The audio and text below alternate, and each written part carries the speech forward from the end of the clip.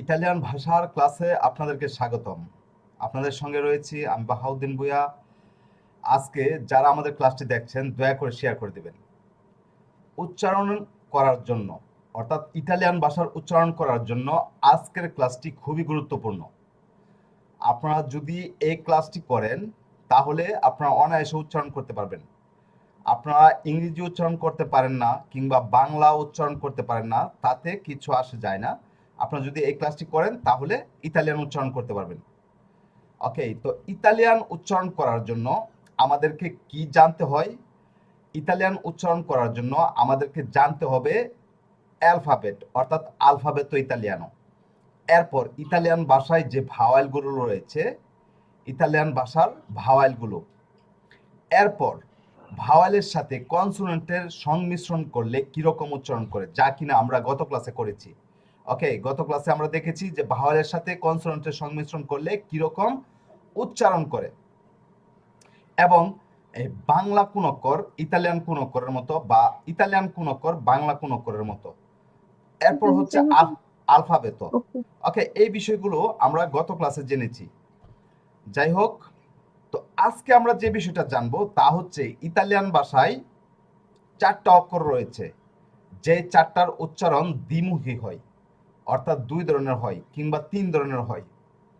Italian ভাষায় যে 21টি অক্ষর রয়েছে, 21টি অক্ষরের মধ্যে 5টি ভাওয়াল, বাকি 16টি কনসোনান্টের উচ্চারণ, অর্থাৎ 16টি থেকে 4টি যদি ভাগ দেয় তাহলে 12টি কনসোনান্টের উচ্চারণ এক ধরনের হয়। মানে উচ্চারণ যেরকম এরকমই থাকে, যেরকম বি অক্ষরের উচ্চারণ বয়ের মতো, এরপর হচ্ছে এম অক্ষরের উচ্চারণ ময়ের মতো, কিন্তু 4টি অক্ষর রয়েছে যে 4টি অক্ষরের উচ্চারণ দ্বিমুখী হবে, অর্থাৎ 2 ধরনের হবে, বা ত্রিমুখী হবে, 3 ধরনের হবে। তো আমাদেরকে জানতে হবে যে এই 4টি অক্ষর কি, বা এই 4টি অক্ষর কখন কিভাবে উচ্চারিত হয়। এই 4টি অক্ষর দেখার জন্য স্ক্রিনটা শেয়ার করে নিচ্ছি।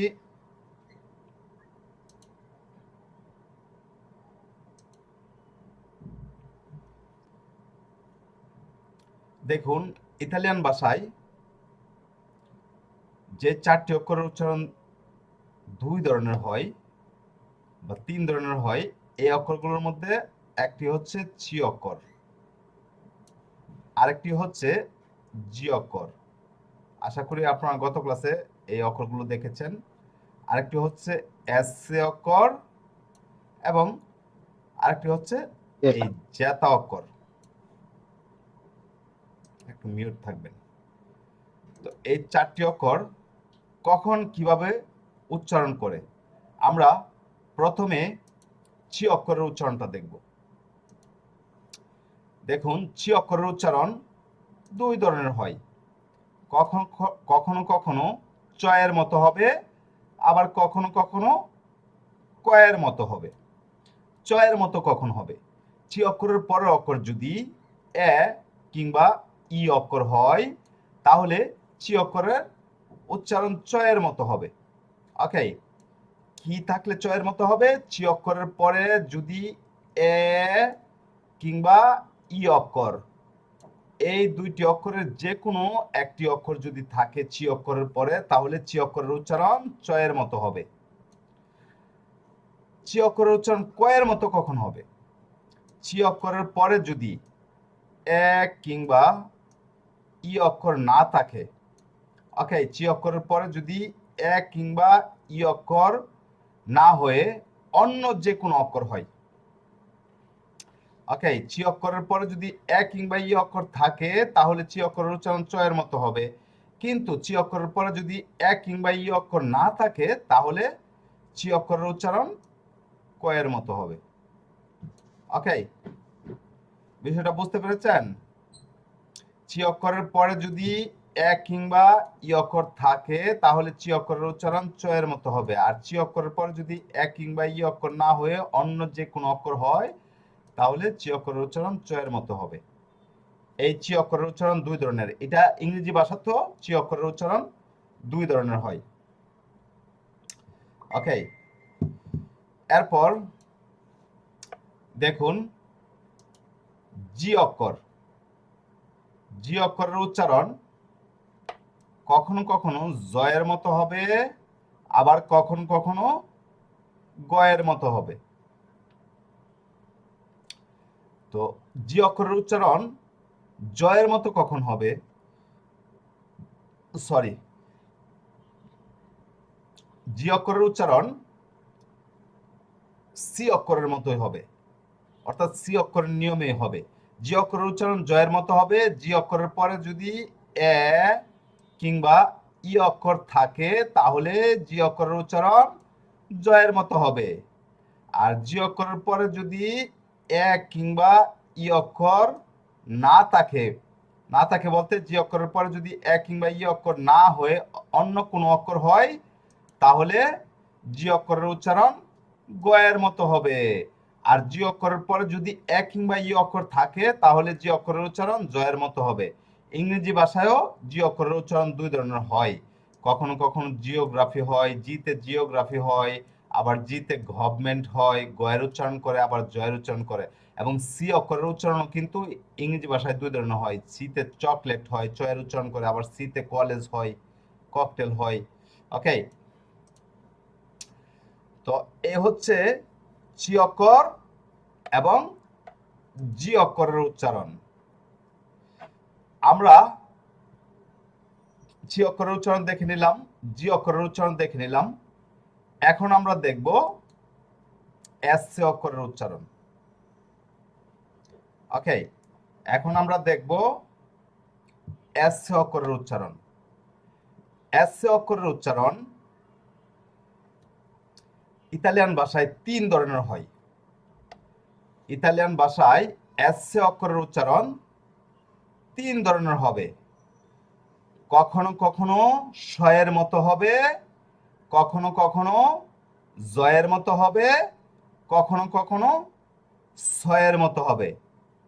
ইতালিয়ান ভাষায় এস অক্ষরের উচ্চারণ কয় ধরনের হবে? তিন ধরনের। কখনো কখনো হবে শয়ের মতো। ওকে, এই যে এই স, এ শুধু এই স না, আপনার তালিবাস মধ্যাহ্ন স দন্তান্ন স মানে স এর উচ্চারণ। এরপর আবার হবে জ এর উচ্চারণ, 29 তার জ, বুড়িগার জ, এরপরে জগরার জ। হ্যাঁ, এরপরে আবার হবে স, এই যে স।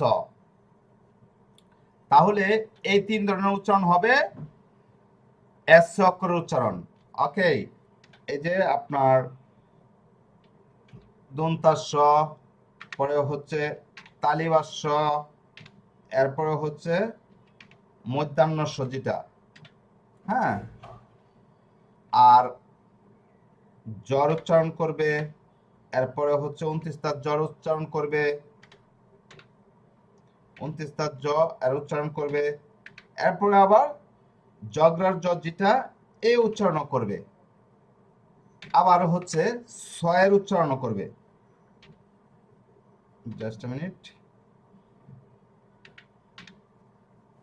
ওকে, তাহলে 1 2 3 4 5 6 7, 7টা অক্ষরের উচ্চারণ করছে একটা অক্ষর দিয়ে এই ইতালিয়ান ভাষায়। এই জন্য ইতালিয়ান ভাষায় অক্ষর কম, বাংলা ভাষায় অনেকগুলো অক্ষর, কিন্তু ইতালিয়ান ভাষায় অল্প অক্ষর।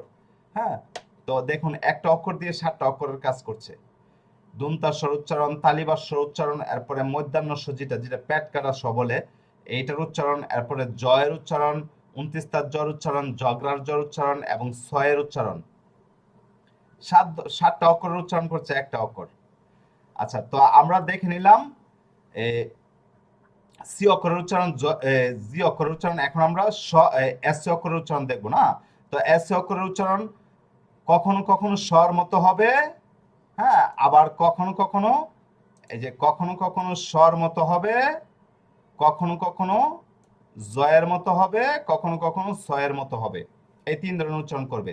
তো প্রথমে আমরা দেখব যে এস অক্ষরের উচ্চারণ শয়ের মতো কখন হবে। ওকে, এস অক্ষরের উচ্চারণ শয়ের মতো, মানে দুন্তাস স, তালিবাস স, মধ্যাহ্ন স, এই স্বর মতো কখন হবে। ওকে, এস অক্ষরের উচ্চারণ শয়ের মতো হবে এস অক্ষরের পরে যদি সি অক্ষর থাকে। ওকে, এস অক্ষরের পরে যদি সি অক্ষর থাকে তো এস সি অক্ষরের পরে যদি সি অক্ষর থাকে তাহলে হয়ে যায় এস এ সি, ঠিক না? এরপরে এস এ সি এরপরে যদি এ কিংবা ই অক্ষর থাকে, ওকে, আমরা দেখেছি যে জি অক্ষরের পরে যদি এ কিংবা ই অক্ষর থাকে তাহলে জি অক্ষরের উচ্চারণ জয়ের মতো হয়, সি অক্ষরের পরে যদি এ কিংবা ই অক্ষর থাকে তাহলে সি অক্ষরের উচ্চারণ চয়ের মতো হয়। আর এখানে হচ্ছে এস এ সির পরে যদি এ কিংবা ই অক্ষর থাকে তাহলে এস সি অক্ষরের উচ্চারণ কি হবে? শয়ের মতো হবে। যেরকম এই যে দেখুন এস সি অক্ষরটা, হ্যাঁ, এস সি অক্ষরের পরে কি রয়েছে? সি অক্ষর রয়েছে, সি অক্ষরের পরে আবার এ অক্ষর, তাহলে আমাদের নিয়ম হচ্ছে এস সি অক্ষরের পরে সি অক্ষর থাকতে হবে এবং সি অক্ষরের পরে এ কিংবা ই অক্ষর থাকতে হবে। এই যে দেখুন এস এর পরে সি, সি এর পরে ই, হ্যাঁ, যেরকম পেশে দন্তাস উচ্চারণ করেছে, শিরপ, ওকে। তো এই যে এস এ অক্ষর, এস এ অক্ষরের উচ্চারণ শ এর মতো কখন হবে? এস এ অক্ষরের পরে যদি সি অক্ষর থাকে, এস এ অক্ষরের পরে যদি সি অক্ষর থাকে আর এস এ সি এর পরে যদি এ কিংবা ই বুকালে থাকে তাহলে এস এ অক্ষরের উচ্চারণ শ এর মতো হবে। ওকে, কথা ক্লিয়ার? এই বিষয়টা বুঝতে পেরেছেন?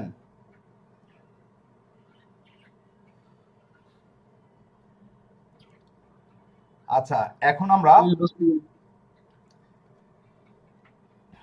আমরা দেখব যে এস অক্ষরের উচ্চারণ কখন ছয়ের মতো হবে এবং কখন জয়ের মতো হবে। ওকে,